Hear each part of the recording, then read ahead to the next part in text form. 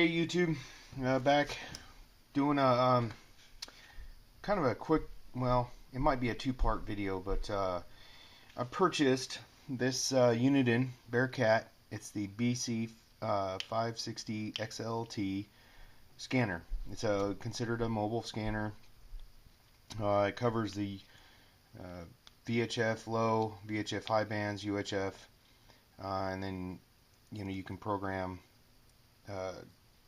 I think 15 channels into it, 16, and then it'll scan. If you see it scanning through those right now, I'm not picking anything up.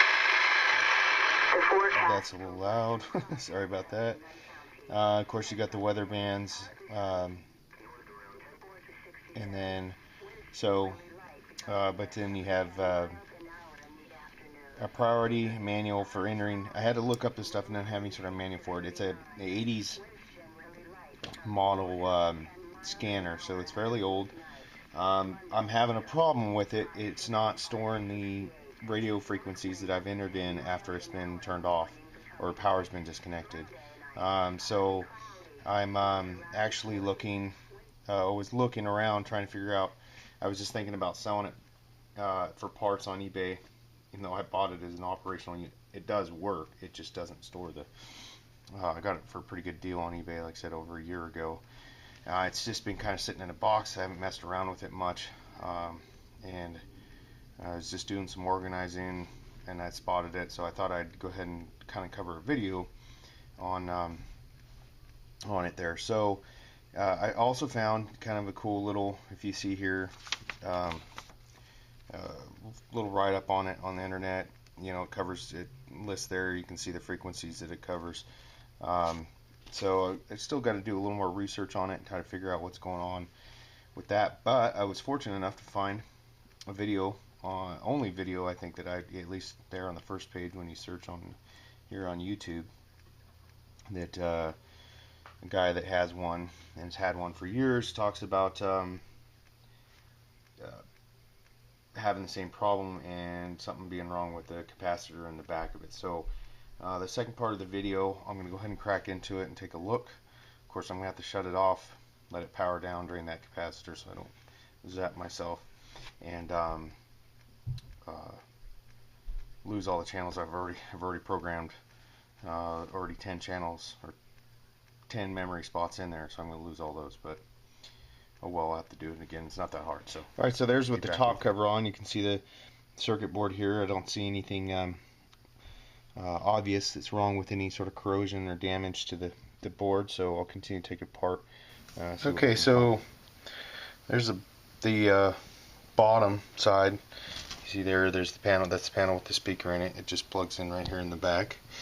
Well, weird thing is I hooked it back up to power and turned it on, and it would still store that channel. So I'm not sure what maybe I was doing something wrong before when I was entering the channels, but